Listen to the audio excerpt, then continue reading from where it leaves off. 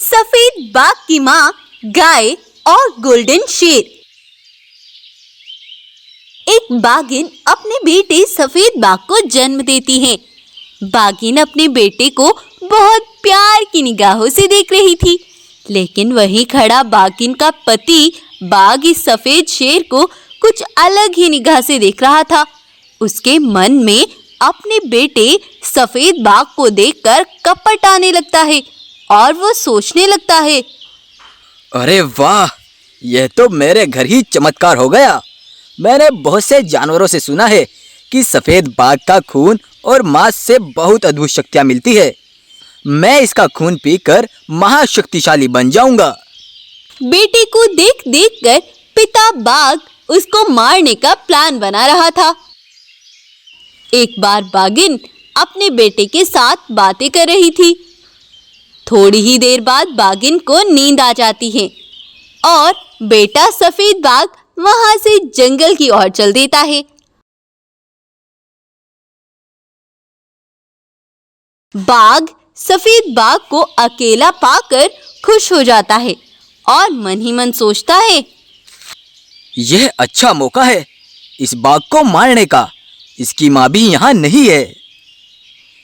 ऐसा सोचकर बाघ उस पर वार करता है।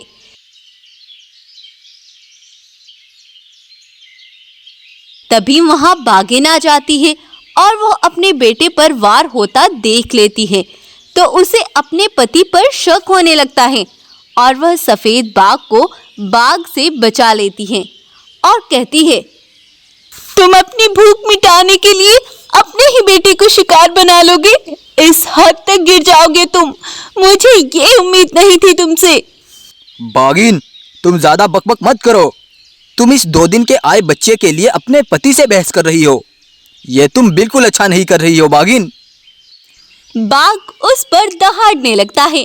तब बाघिन अपने बच्चे को लेकर उसकी जान बचाने के लिए वहां से भागने लगती है, लेकिन जालिम बाघ उसको मारने के लिए उसका पीछा करने लगता है। बेचारी बाघिन अपने बेटे की जान बचाने के लिए उसे अपनी पीठ पर बैठाकर दौड़ती रहती है।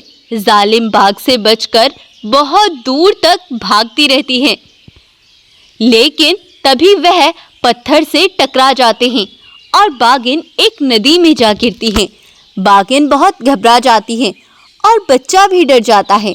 डर के मारे बच्चा माँ माँ कह रहा था।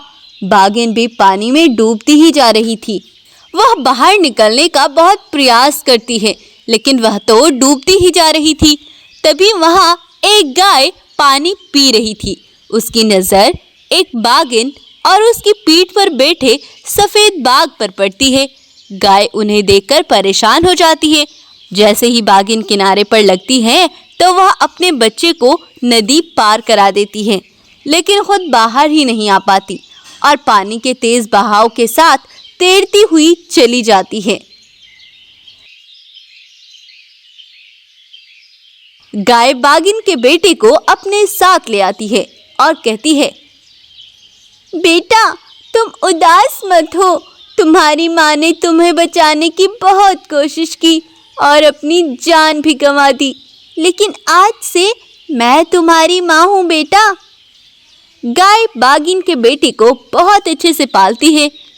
बहुत दिन बीत जाते हैं और सफेद बाघ अब बड़ा हो जाता है। गाय और बाघ दोनों साथ साथ ही आराम कर रहे थे। तभी वहां वह बाघ आता है और कहता है, चलो बेटा, तुम मेरे साथ चलो। मैं तुम्हारा पिता हूँ। चलो बेटा, मैं तुम्हें लेने आया हूँ। नहीं बेटा नहीं, मैं तुम्हारी माँ हूँ। बचपन से आज तक तुम मेरे साथ हो।